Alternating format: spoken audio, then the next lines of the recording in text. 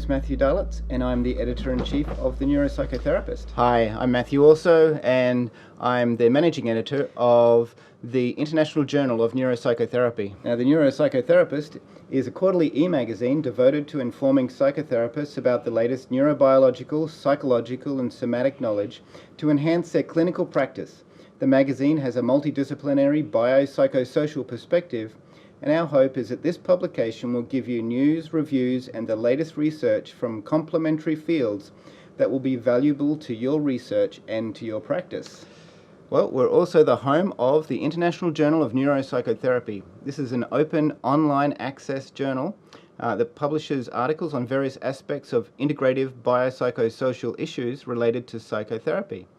The aim of the journal is to explore the neurobiological and other underpinnings of mental states and disorders to advance the therapeutic practice of psychotherapy.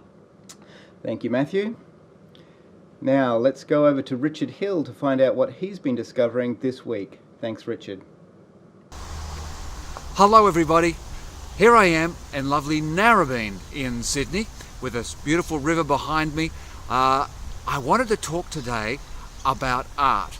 We talk about art therapy, but this is more art from the point of view of the practitioner. And I love this, the beautiful saying, art as a way of knowing. And in Psychiatric Times this week, there's a lovely article by Dr. Grant Miller, who is now retired, but he's a medical doctor, went on to psychiatry, and he practiced psychiatry with an emphasis on psychotherapy. So he was interested in the talk therapy. He was interested in working with the individual as a person. And he's gone on in later life. He's always been interested in sort of metal objects and various things, and to add sculpture. And he's doing a lot of sculpture in his later life based on his experiences of psychotherapy and of the human experience. But this is so many places around in what we deal with and how we can expand ourselves. Now, for me, I mean, my first 25 years of training as a psychotherapist was in the field of acting. I was a professional actor. So I guess that means why I'm a bit more relaxed on TV than most. But I'm just now, I have the great privilege of reading the collected works of Milton Erickson, the great psychotherapist from America. And he was always talking about art and creativity in the sense of not directly talking about it, but that was the way in which he functioned. He was responsive. His idea of utilization, where you watch the client, where you understand language, where you listen to the nuances, where you watch the body as a piece of sculpture moving and engaging in an environment. And Ernest Rossi, who's one of Erickson's principal proteges, of who I am just so fortunate to be Ernest Rossi's protege. One of my favourite pieces from Ernest Rossi is his piece on art, truth and beauty, which goes in to describe psychotherapy, neuroscience, brain plasticity, psychosocial genomics, all as exponents and expressions and understandings of really what is the fundamental nature of a human being, which is now my central thesis, which of course is curiosity, that sense of wondering what can be created out of what is available in our experience. Jeff Zeig, the head of the Milton Erickson Foundation, does a great deal of focus on this work of art, and he looks at wonderful things, interesting stuff. Film, he does a lot of work looking in there. He does a lovely exposition of the relationship of Beethoven's Beethoven's Fifth rather, to Milton Erickson's style of delivery of psychotherapy. And that these formats, these patterns of interacting with human beings that we see in art, that we see in psychotherapy, that we see in a lot of areas of interpersonal reaction, as Dan Siegel talks about in interpersonal neurobiology, all these things are constant and set and engaged in the flow of life.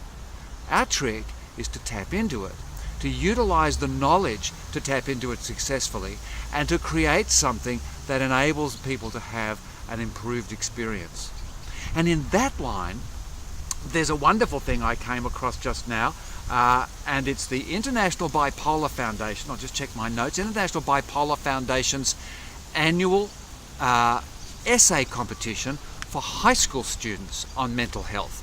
Now, I'll have a link for it, But what they do is they put out the call, kids through their school investigate mental health and mental illness, how it's managed in their environment, how it's perceived, how loved ones are supported, how the media handles the aspect of mental health, mental illness, mental well-being. What's going on in your area? Get your school involved, get your English teacher involved with you. Write something, learn something, investigate it. And there's wonderful possibility of getting young people to investigate, research, and to seek out an understanding of what makes mental state, what makes our mental life, and how can we enhance that. And maybe someone will write a lovely essay about the nature of art in their school and in their community and in their sense of mental health. There you go. There are my thoughts for this week. I hope everyone has a great time. Be artful, be creative, be engaged, and be wonderful. Bye-bye. Well, thank you very much, Richard. As usual, the show notes will be below this video. Now let's go across to David Van Nuys and find out what's been happening on Shrink Rap Radio. Thanks, David. Well, hello again, Matthew. It's hard to believe it's that time again already. I just got back from the Macworld Expo, a yearly computer expo that's held in San Francisco, and I go down with a few friends, and we always have a great time, although it's just a shadow of what it was years ago when Apple and all the other large companies used to attend. But such is the nature of change. Well, I'm here today to talk about Shrink Rap Radio episode number 397, where my guest is me. Yes, I was contacted by a longtime listener and supporter and former guest, Dr. James Alexander, an Australian psychologist, who really pressed me to allow him to turn the tables and to interview me.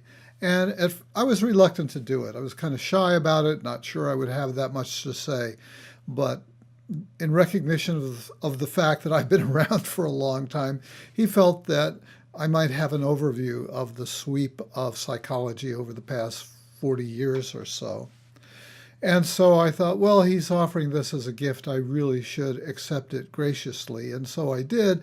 And I must say, I ended up having a good time doing it. So we do talk some about my background and my training. And then we get into my overview of kind of my sense of the convergence of where it's all going, where I see psychology going, where I see psychotherapy going, and things like that. And so I'm really hoping that your audience and my audience will find it a worthwhile show to tune into. So that's number 397 with me, Dr. Dave. So back to you, Matthew. Thanks, Dr. Dave. Well, that's all we have time for this week. We hope that you find something interesting amongst all of this for you to delve into during the week. And from the both of us, we wish you a very good week, and we catch up with you next week. Goodbye. Bye.